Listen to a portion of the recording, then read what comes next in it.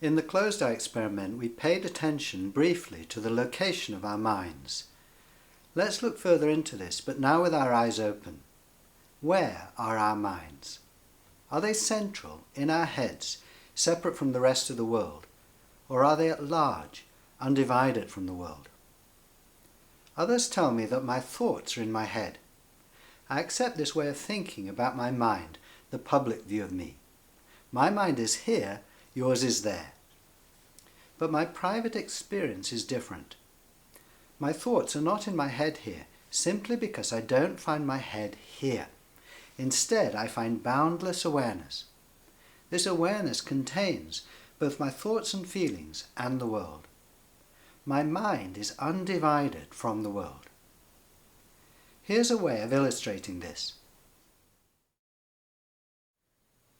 I'm looking at this apple from the emptiness at my center. I see its shape and color there, from this shapeless, colorless space here. I'm also thinking about the apple. It's red, it's round, it's ready to eat. Where are my thoughts? Others say my thoughts are in my head, but I find no head here. Instead, I find capacity that is filled both with my thoughts and the apple.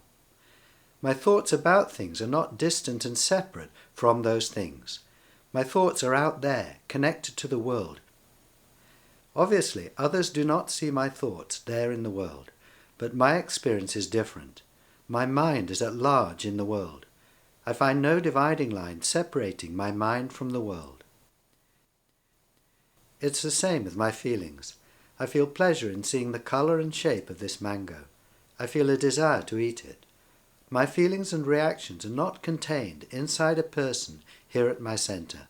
They're out there in the world. My feelings of wonder merge with the snowdrops.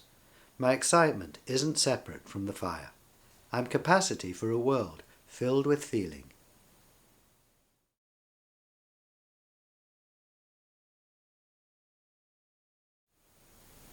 When we live as if our minds are central, it's not surprising if sometimes we feel full to bursting with thoughts and feelings.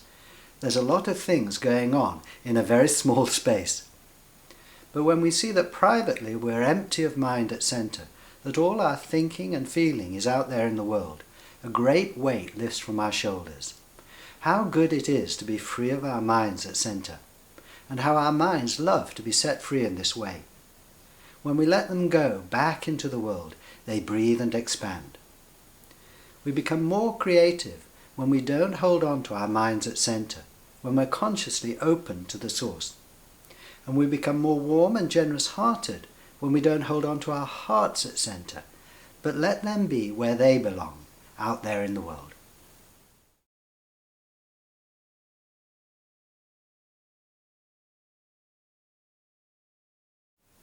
Locating our minds and hearts out there in the world doesn't mean, however, that we ignore them or stop being responsible for what we think and feel.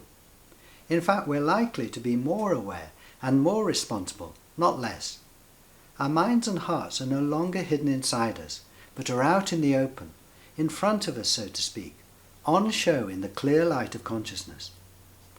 And as who we really are, not only are we responsible for the thoughts and feelings that flow from within us, we're also responsible for everything, since everything flows from this incredible mystery at our center. Obviously, as people, we don't create the world, but as this mystery, we do.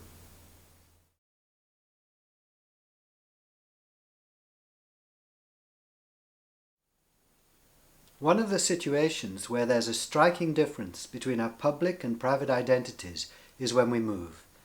If we go out for a walk or travel in a car, everyone around us sees us moving. But are we moving from our own point of view? I'm not. Here's an experiment you can do to see if you're the same. Point at your no face and slowly turn around. For others, you're turning whilst the world remains still. But is it the same from your point of view? Here's my experience. Beyond my finger, I see the room going past. But this side of my finger, I see no movement at all. Here at center, I'm still. It's the world that's moving. Notice how this is true whenever you're on the move. When you're walking, you're looking from boundless stillness as the ground moves under your feet. When you're cycling, you don't move, it's the road that's moving, rushing past underneath you. And when you're in a car, enjoy watching the landscape flow into your stillness. You go nowhere whilst your destination comes to you.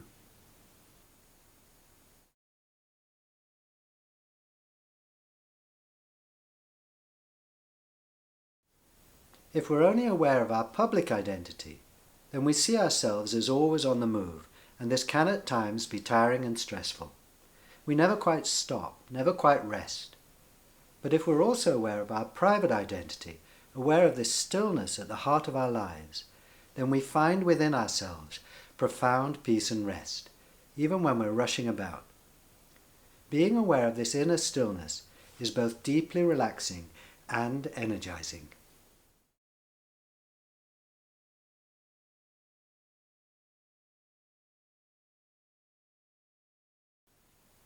We can't see our heads, you might say, but we can touch them. Let's do an experiment to see if this is true. Touch your head. What are you touching? I'm aware that for you, I'm touching my head, but my experience is different. This is the difference between the public and the private.